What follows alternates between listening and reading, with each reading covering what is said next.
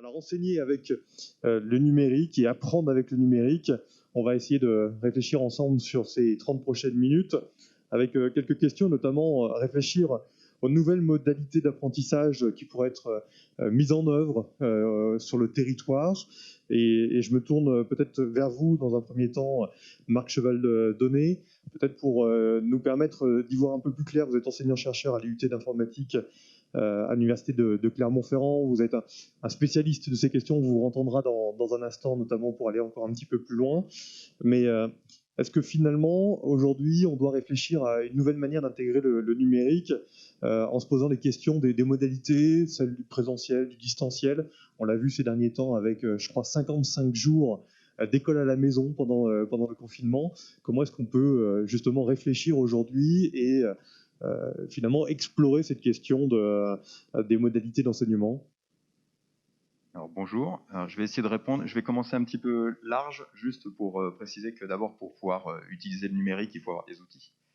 Et que aujourd'hui, malheureusement, il n'y en a pas encore assez. Hein. Donc, je pense que les apports financiers ne sont pas encore suffisants et la formation des personnels enseignants non plus. Parce que j'en parlais avec un enseignant en biologie, un professeur de collège, qui me disait que, par exemple, lui, il a un accès Internet de 130 à 250 kilooctets par seconde. C'est quand même pas fantastique pour faire des cours avec ses élèves. Un ordi pour 4. Donc, rien que pour pouvoir utiliser Google Earth dans ses cours de bio, il doit attendre 4 à 5 mois pour avoir l'aval des administrateurs pour installer le logiciel. Donc, ensuite, la version en ligne, c'est 20 minutes d'attente à cause des problèmes de connexion. Donc, je pense que pour pouvoir déjà avancer un peu sur le numérique, il faut qu'il y ait encore plus d'investissement au niveau matériel et la formation des personnels qui veulent s'y mettre. Pour l'instant, lui, il est obligé de fonctionner avec son téléphone en 4G, son ordinateur perso. Bon, c'est pas acceptable en fait pour pouvoir avancer dans le domaine du numérique.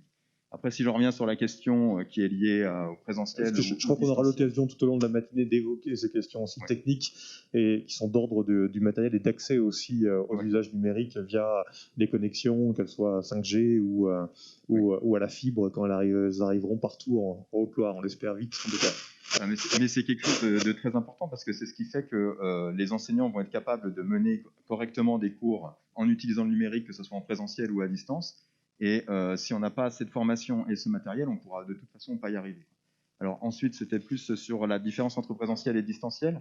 Moi, je pense que c'est les nouvelles modalités qui sont à réfléchir en fait pour demain, pour pouvoir intégrer un peu plus le numérique ou l'utiliser un petit peu plus. C'est la question, c'est de dire comment est-ce que finalement on peut utiliser ces outils numériques pour améliorer l'enseignement. Je pense que l'enjeu, ces états généraux, il se situe à ce niveau-là. Et donc du coup, est-ce qu'il faut réfléchir à la manière de travailler la distance entre enseignants et élèves notamment? Je pense qu'il faut d'abord accepter le fait que nos élèves, ils travaillent déjà avec le numérique et ils sont déjà dans une autre époque. Ils travaillent beaucoup avec les vidéos, c'est-à-dire que quand ils ne comprennent pas nos cours, à nous enseignants, qu'on soit au collège, au lycée ou à l'université, ils vont sur YouTube. Ils vont aller se parler entre eux, ils vont se donner des renseignements via les réseaux sociaux. Donc, pour moi, le premier pas à faire, c'est déjà d'accepter en fait ces nouvelles règles-là. Donc, il faut qu'on accepte de faire des cours d'une autre manière. On n'a plus juste le cours descendant qui est donné une fois et qui garde une trace qui peut être éphémère en fonction de la qualité de prise de notes des élèves et des étudiants.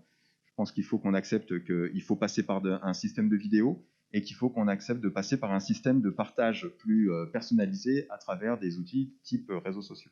Ça veut dire être plus proche des élèves.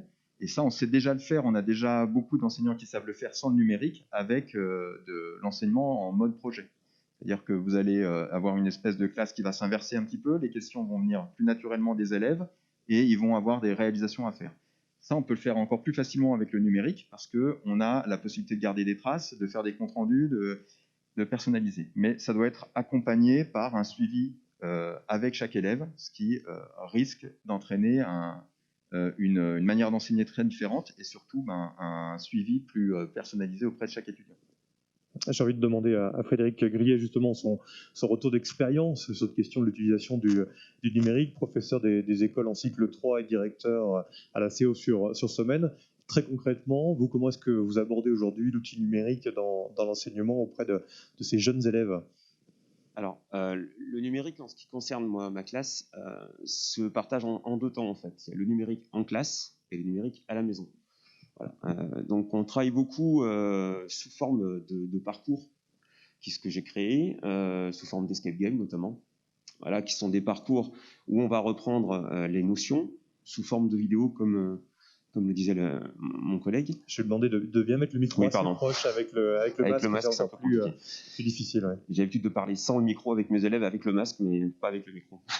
Donc voilà, ce sont des escape games, donc des sortes de parcours pédagogiques où on va reprendre la notion au départ sous forme de vidéo, sous forme de document, et ensuite on va pouvoir donc avancer avec des applications qui sont créées, que les enfants doivent résoudre, avec le petit côté ludique, vous en parliez en introduction tout à l'heure, où on essaie justement de motiver un peu les élèves pour qu'ils puissent faire ce parcours et leur donner une petite carotte au bout, j'aime pas trop ce terme, mais voilà, qui les fasse un petit peu avancer, ce qui permet vraiment de toucher un petit peu à tout, autant au niveau application que réflexion, et puis mise en commun, puisqu'il y a de la collaboration ensuite, bien sûr.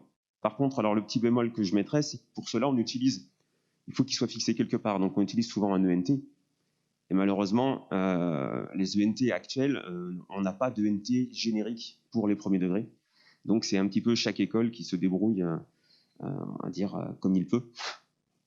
On a vu passer un temps quelque chose dans le département qui fonctionnait très bien, qui était un ENT commun sur des écoles pilotes, second degré, premier degré, qui était cohérent et qui malheureusement a été abandonné. Donc c'est vrai que là, pour ma part, j'ai pris un ENT gratuit sur lequel j'ai pu déposer ces parcours, notamment pendant le confinement, puisque là c'était le moment idéal en fait. Est-ce que le numérique a changé votre manière d'enseigner? Est-ce que du coup c'est devenu quelque chose qui est naturel, qui est imposé pour vous, qui s'est imposé pour vous? Alors non, pour ma part, c'est plutôt quelque chose qui me plaît. Donc c'est vrai que je l'ai introduit très tôt, depuis pas mal d'années déjà, puisque j'utilisais des ENT il y a déjà 8-9 ans. Donc voilà, dont un que j'avais créé moi-même. Et donc là, non, c'est des choses qu'on a l'habitude d'utiliser. On peut même aller très loin dans le numérique. Là, actuellement, on travaille avec les élèves sur l'apprentissage de langages de programmation, comme le Python, même dès le primaire, avec des CM1, CM2, c'est faisable, en utilisant certaines consoles ou autres Arduino qui existent, qui leur permettent justement de développer d'autres compétences de collaboration, du numérique, et surtout qu'ils comprennent que c'est un outil.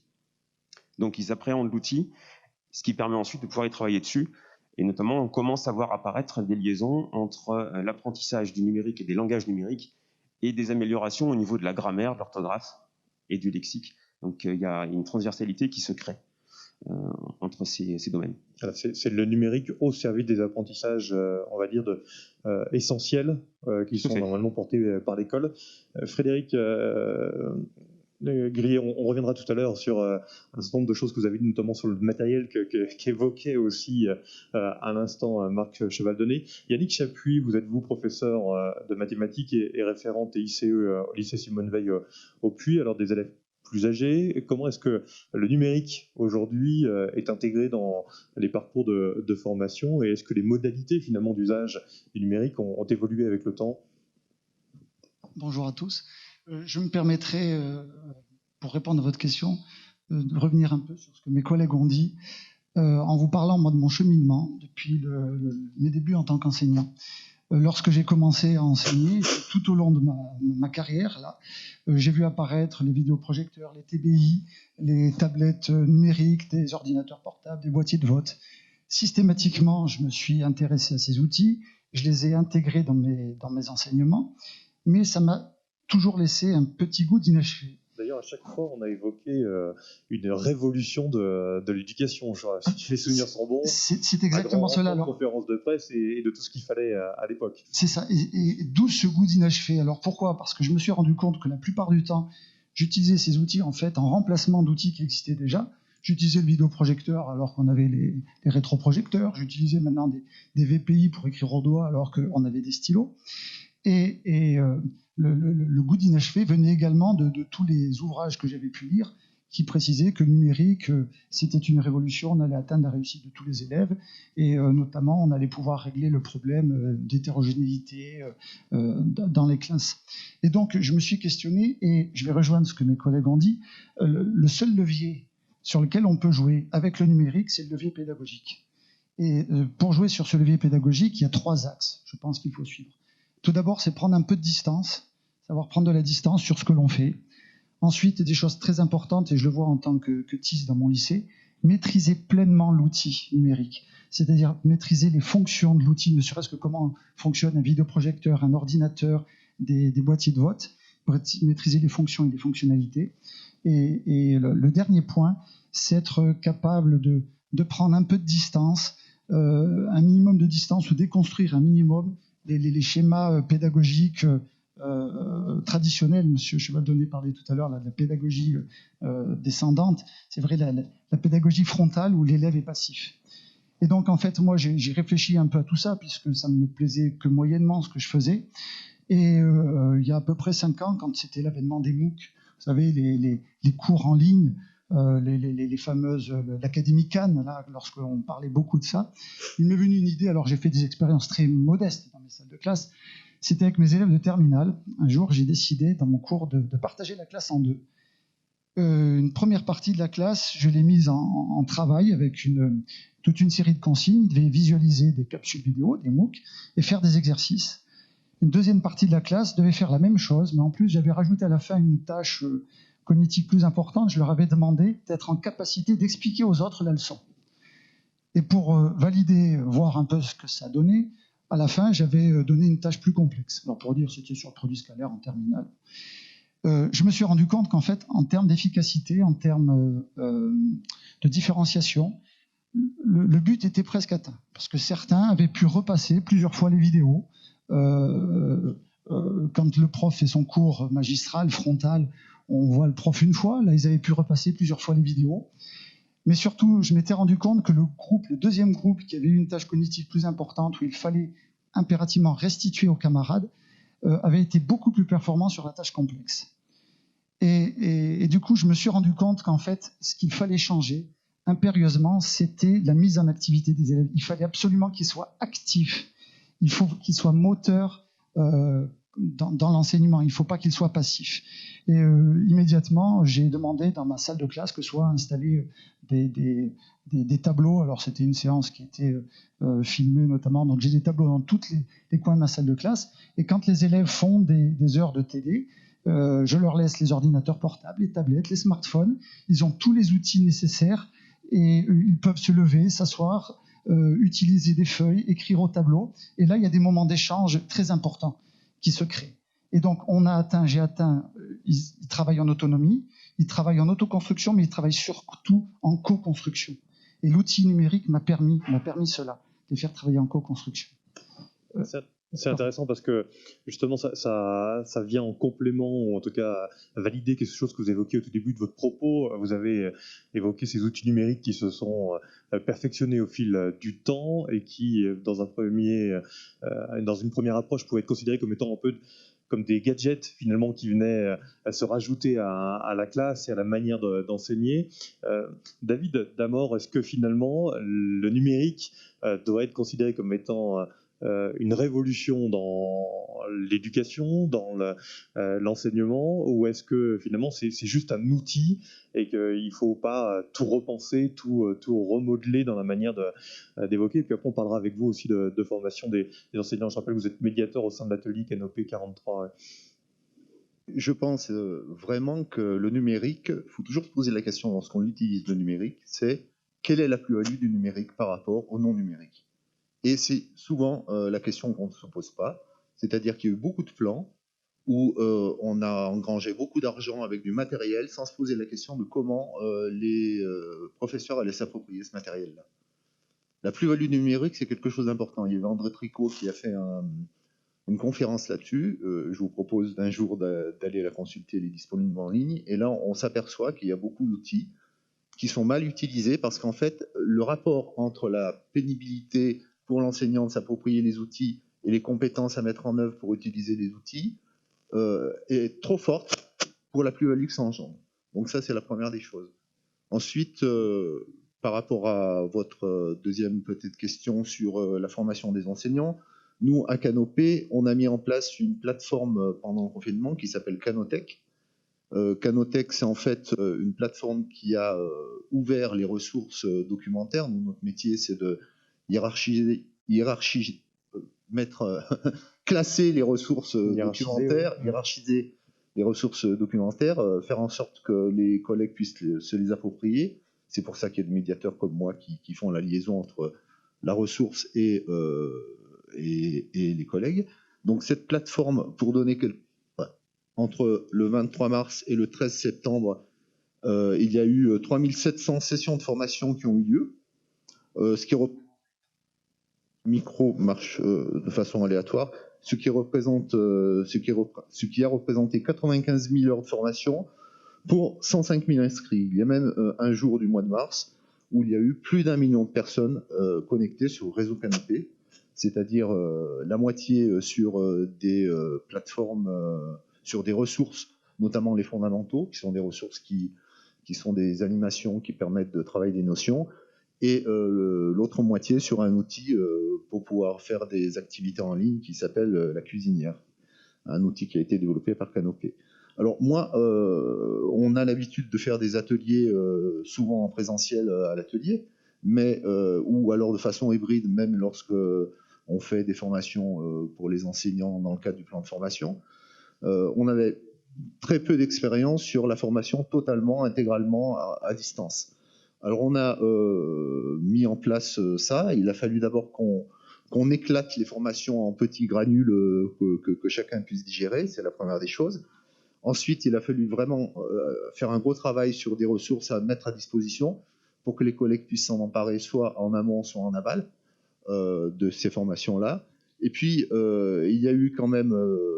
donc là, en fait, c'est le principe de la classe inversée. On propose à des élèves, à des apprenants, parce que là, c'était les profs, de la ressource, et on vient derrière faire une phase de consolidation avec eux en visioconférence.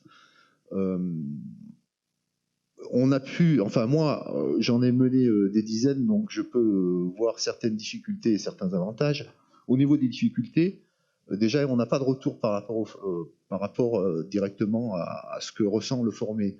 D'abord, on ne les voit pas physiquement, vu qu'on demande pour que la bande passante soit libérée de couper les caméras et les micros.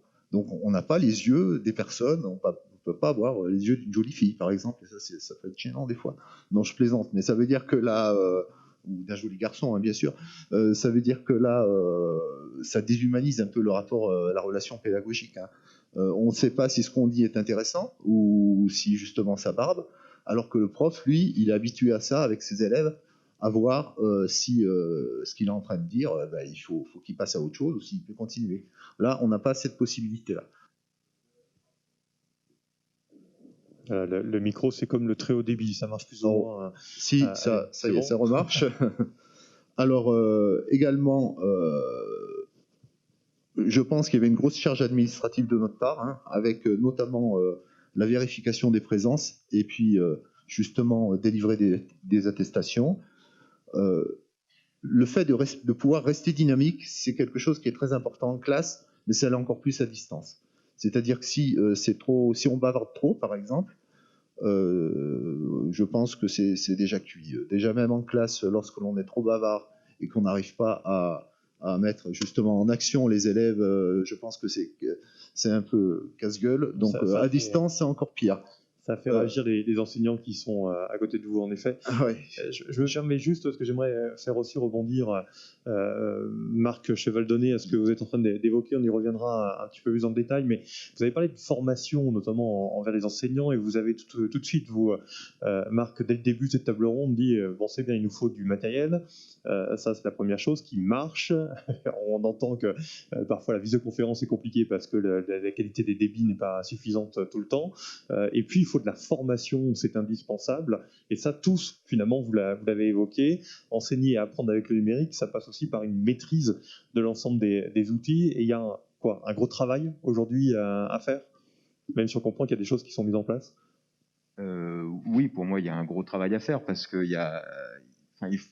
déjà, je pense qu'il y a une méfiance d'une partie des enseignants, c'est-à-dire qu'il y en a beaucoup qui ont peur d'aller vers le numérique. Donc déjà ça pose problème. Pareil, moi je me base sur mon expérience. Parce qu'ils ne le maîtrisent pas ou parce qu'ils le voient comme étant parce qu'ils voient une marche énorme en fait à franchir pour apprendre à utiliser les outils. Moi, je le vois rien que je travaille dans un IUT, on est dans un département d'informatique, donc même avec des informaticiens, la marche est parfois haute pour prendre en main tous les outils. Donc j'imagine ce que ça va être pour des enseignants de lycée et de collège. Et encore pire, à mon avis, en élémentaire.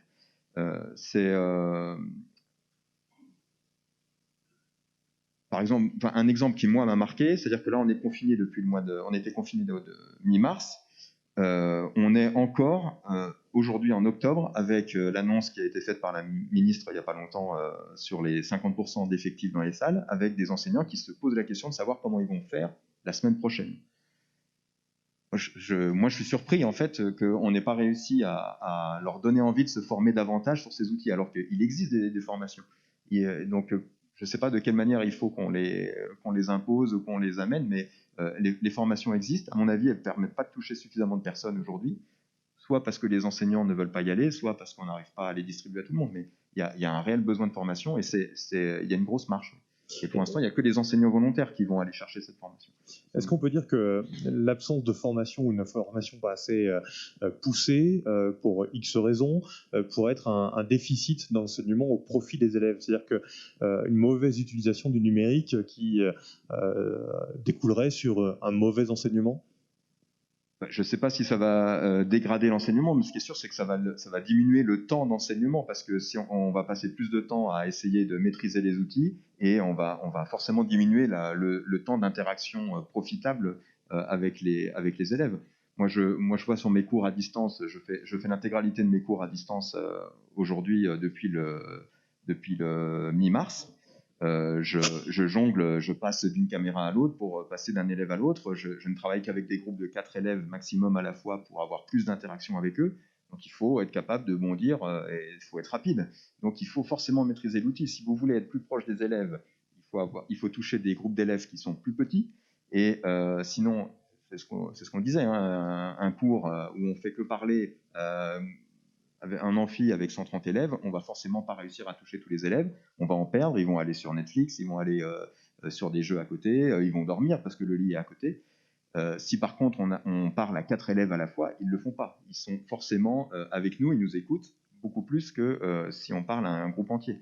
Mais pour ça, il faut être capable de passer un quart d'heure par ici, 10 minutes par là, une demi-heure avec cela, et il faut pouvoir bondir très vite. Donc il faut vraiment une maîtrise des outils, sinon on ne peut pas faire ça. David Damor, c'est ce qui se passe ce que vous vous rappelez dans les formations, cette nécessité de repenser finalement la relation à l'élève via les outils numériques? Oui, et je pense aussi à la co-construction des savoirs par les élèves eux-mêmes. C'est-à-dire que dans ces formations à distance, pour être descendant, si c'est une formation descendante, c'est facile. Le prof d'université, il peut tout à fait mettre en ligne son cours.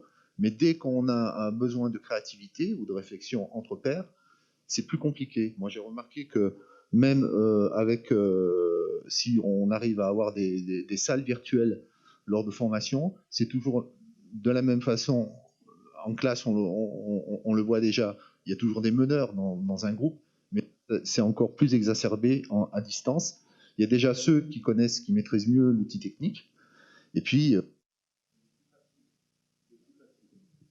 il est plus facile de se cacher derrière son écran, hein, c'est l'effet cockpit, hein, que lorsque l'on est en interaction avec d'autres dans une salle en présentiel. Donc moi je pense que même au niveau des espaces, ce serait bien aussi d'avoir des espaces comme on a des espaces de coworking, on pourrait avoir des espaces de co-learning qui permettraient à des élèves de se regrouper pour pouvoir justement essayer de construire ensemble des choses, d'avoir des moments de créativité.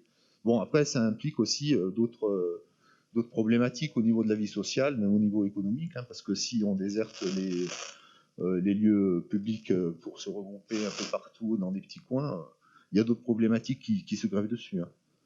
Yannick Chapuis et Frédéric Grillet, je vais vous poser la même question, mais dans ce qu'on vient d'entendre sur les dimensions de formation, de besoin de co-construire peut-être demain des outils nouveaux, vous évoquiez la difficulté d'avoir des outils adaptés.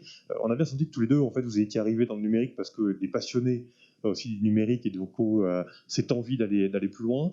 Qu'est-ce qu'il faudrait imaginer demain pour faire en sorte que toute la communauté éducative soit entraînée derrière peut-être des leaders, je ne sais pas si le mot est bon, mais est-ce que finalement l'organisation aujourd'hui de l'éducation nationale, elle permet cela, ou est-ce qu'elle est, alors je suis désolé, je me tourne vers vous, mais est-ce qu'elle est un peu trop sclérosée ou trop hiérarchisée pour permettre justement de travailler de cette manière-là? Je ne sais pas si vous allez pouvoir répondre à cette question devant Madame l'inspectrice d'académie, mais ces états généraux, il paraît qu'on peut tout dire. Je ne répondrai donc pas directement.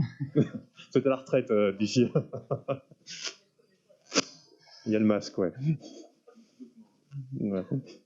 Oui, Yannick Chaput. Excusez-moi, oui, pour parler un peu de l'enseignement à distance et des difficultés qui ont pu naître à ce moment-là, je pense qu'il est vraiment absolument nécessaire que les enseignants soient formés, j'en parlais tout à l'heure, à l'outil numérique, connaissent vraiment toutes les fonctionnalités, toutes les fonctions de cet outil numérique. Pour vous parler un peu là du début du confinement, j'avais dans mon lycée, mon proviseur m'avait demandé de former les collègues à l'outil qui était mis en place institutionnellement, ma classe à la maison. Donc pendant 2 jours, 3 jours, on avait formé les collègues à cet outil. Et on avait donc pu passer cette barrière-là, donc c'était très simple d'utilisation, on avait passé cette barrière et chacun se l'était approprié. Mais après, je reviens sur ce que je disais préalablement, il y a toujours le passage obligatoire par la pédagogie. Parce que moi, pour vous dire, la première séance que j'ai faite en distanciel, avec ma classe virtuelle, j'en étais fier, hein, c'était une séance de 4 heures avec des terminales S, j'étais resté derrière mon écran, je les avais tous convoqués, 36 élèves, 4 heures derrière, fier en sortant. Et en fait, qu'est-ce que j'avais fait? J'avais fait un système absolument descendant. Alors, je ne sais pas ce qu'ils faisaient derrière. Peut-être ils étaient allés se coucher ou aller sur d'autres. Et c'est là où il y a vraiment une réflexion à apporter. L'outil numérique n'est qu'un outil et il faut, pour qu'il apporte une plus-value, qu'on repense notre pédagogie derrière. Et donc, ensuite, pour vous dire, j'avais essayé d'autres outils. Voilà, je m'étais questionné un peu, j'avais essayé donc des outils, pardonnez-moi, qui n'étaient pas très en clou avec les RGPD, certains outils, mais qui me proposaient d'ouvrir plusieurs serveurs. Et là, en ouvrant ces différents serveurs, j'avais pu faire un suivi plus personnalisé des élèves. C'est-à-dire j'avais pu diminuer des groupes. Alors, l'inconvénient de certains outils, notamment ma classe à la maison, pardonnez-moi, c'est qu'on a un lien pour toute une classe. Voilà. Et ce que j'avais besoin, moi, de créer dans ma classe, c'était différents serveurs pour pouvoir, des serveurs vocaux, des serveurs textuels. J'avais pris une tablette numérique et pour pouvoir suivre les élèves un à un. Et avec une consigne, notamment, je peux vous dire que je leur avais dit dans les serveurs textuels, si vous me posez une question, il faut impérativement que cette question apparaisse dans le serveur textuel et que quelqu'un ait essayé d'y répondre avant. Et là, en fait, je les avais mis en activité. J'avais essayé de repenser, de refaire ce que je faisais en cours. Et en restant au plus près de chacun de ces élèves. Donc, il y a je pense qu'il faut vraiment mettre le doigt là-dessus. Il y a un nécessaire besoin de formation des enseignants à l'outil numérique pour qu'il n'y ait pas de crainte, ne serait-ce que quand on allume un vidéoprojecteur, qu'on sache s'il tombe en panne, comment on va le refaire marcher, comment fonctionnent les différents outils, et puis repenser la pédagogie, penser notre pédagogie derrière. Frédéric Grillet. Alors, moi, pour ma part, si on repart sur la formation, je pense qu'on a un déséquilibre en fait. C'est pas forcément que de la faute de la formation, c'est aussi que les enseignants sont pas tous au même niveau, au niveau du numérique, et que ça peut faire peur. Voilà, souvent on a tendance à montrer des choses, et les collègues en face se disent non mais ça prend trop de temps, c'est trop compliqué, j'y arriverai pas, et je les comprends. Je pense qu'il faut en effet reprendre la formation à la base, mais pas vouloir taper trop haut non plus, ça sert à rien. Il faut être, comme on fait en classe, différencié, c'est-à-dire être capable pour chaque enseignant de proposer un parcours qui soit compatible avec ce qu'il est capable de faire et ce qu'il a envie de faire. On ne pourra pas forcer quelqu'un, un enseignant comme quelqu'un d'autre, à faire quelque chose qu'il n'a pas envie. Donc, à mon goût, il faut vraiment repartir sur la base et le niveau de chacun et les capacités de chacun. Créer un socle commun qui permettra après derrière d'appuyer ou de mettre en place des formations de plus en plus poussées pour utiliser au mieux l'outil numérique. Tout à fait. Vous parlier tout à l'heure si au sein de l'éducation, il y avait une hiérarchie ou des choses comme ça qui bloquaient ou autre. J'ai la chance de faire partie du groupe numérique du département où donc on se retrouve à des dates particulières pour travailler justement sur ces notions-là, sur des des propositions qu'on fait, du travail qu'on peut mettre en avant. Et peut-être que ce groupe sera utile, justement, d'un point de vue pratique, à aller à la rencontre d'enseignants par petits groupes pour les aider, les accompagner. Je ne dis pas qu'on se placerait en termes de connaisseurs, mais plutôt en termes de on a mis en place sur le terrain, chacun, on a un groupe d'une dizaine de personnes, chacun dans des domaines particuliers, on ne fait pas tous la même chose. Et c'est vrai que c'est intéressant. Enfin, je sais que moi, quand on est à ces réunions-là, on apprend beaucoup de choses. Et c'est dommage que ça reste en vase clos, justement. On pourrait diffuser. Et voilà. Après, pour rebondir par rapport aux outils et à la collaboration dont vous avez parlé tout à l'heure, c'est vrai qu'il existe pléthore d'outils, mais qui ne sont pas forcément référencés. Il y en a un notamment que j'utilise beaucoup avec mes élèves en fin de notion, pour qu'ils travaillent ensemble pour réinvestir, c'est-à-dire qu'ils doivent créer des applications, voilà, sur une plateforme qui s'appelle Learning Apps, qui est gratuite, qui est libre, et simplement et avec ça, ils sont obligés de réinvestir par petits groupes pour diffuser aux autres après. Alors, c'est la petite anecdote, mais Learning Apps, j'ai appris par exemple hier par un mail, alors il se trouve que je suis sur le site de diffusion du collège dont je dépends, et une enseignante qui était en formation cette semaine était toute heureuse de diffuser à ses collègues qu'elle venait découvrir un site fabuleux qui s'appelle Learning Apps. Ce site-là, beaucoup d'enseignants, notamment du premier degré, l'utilisent depuis 5, 6, 7 ans. Voilà. Et je pense qu'il y a un manque d'information, un manque de recentrage au niveau des plateformes, des outils à disposition qui devraient être représentés. C'est-à-dire qu'on pourrait avoir accès vraiment à tous ces outils de façon plus simplifiée. Et David Damor, on sent bien qu'il y a un besoin de création d'un socle commun, d'une culture du numérique peut-être un peu plus approfondie. C'est quelque chose qui est évidemment au cœur des actions du Canopé 43, vous l'avez évoqué tout à l'heure. Oui, mais je pense quand même qu'on a déjà pas mal de plateformes, notamment institutionnelles, qui recensent quand même beaucoup d'outils. Learning Apps, par exemple, c'est recensé au niveau institutionnel. C'est recensé au niveau institutionnel déjà. Donc en fait, il faut seulement amener les profs vers ces sites-là. La ressource, elle existe, elle est présente, elle est même assez bien, moi je trouve, recensée, référencée. Sauf qu'il faut amener les profs à y aller dans un premier temps et surtout, il faut les rassurer. Parce qu'en fait, la plupart n'osent pas se lancer, alors que ce sont des outils qui ne sont pas si compliqués que ça. Il ne faut pas non plus en faire un monde. Et c'est en fait une grande part de notre travail, nous, à Canopé, d'amener les profs chez nous et d'aller même les voir sur site pour leur expliquer que finalement, utiliser ces applications-là, ça peut leur rendre service et c'est pas si compliqué. Donc, en fait, il y a quand même pas mal d'outils qui existent, c'est mieux en mieux référencé et par contre, c'est encore peu utilisé par certains et ceux qui les utilisent, je pense qu'ils s'y retrouvent quand même beaucoup, quoi. Donc, il ne faut pas tout noircir. C'est évidemment pas le but du jeu. Je crois que c'est pas le propos en fait qui était porté. C'était de vraiment dire il y a des axes d'amélioration, mais déjà des choses exceptionnelles qui ont été réalisées, notamment pendant le confinement. On l'a bien vu avec ces 55 jours d'école à distance qui ont permis de garder le lien avec les élèves et finalement de limiter les retards pris au sein de l'enseignement et de l'éducation nationale.